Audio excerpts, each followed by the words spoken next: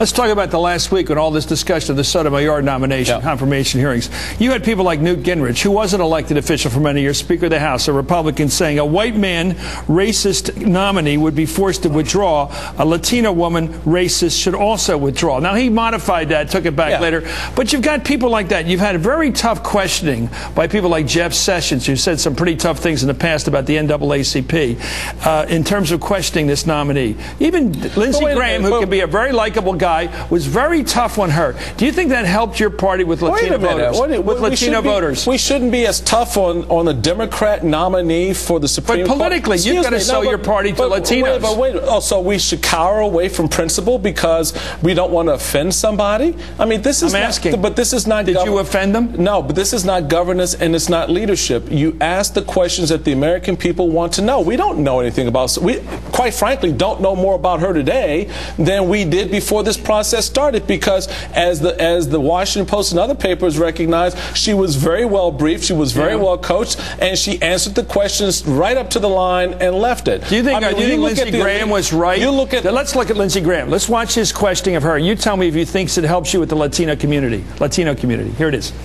Let's watch. These statements about you are striking. They're not about your colleagues. You know, the 10-minute rule applies to everybody.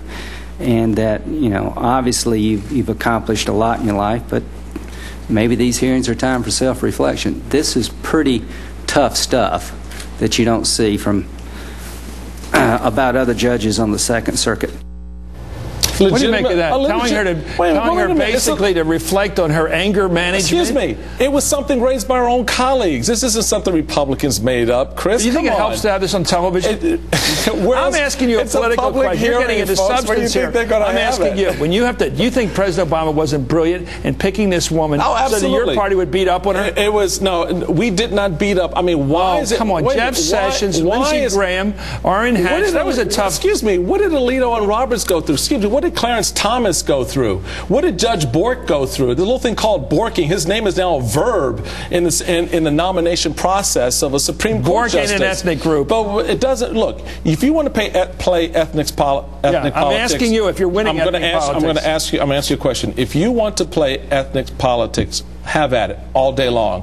What we tried to do, and what we said from the very beginning, was we wanted a full examination of this judge's record. 17 years on the bench, 3,600 cases before her. She has a record. When her colleagues on the bench have an opinion about her, it's a valid question to ask. She had the opportunity to explain it. It's not ethnic politics here. We didn't go after Sotomayor no more than anyone else did. The reality of it is there were legitimate questions that were out there in the public that they wanted answered. Quite frankly, in my view, did not get answered sufficiently.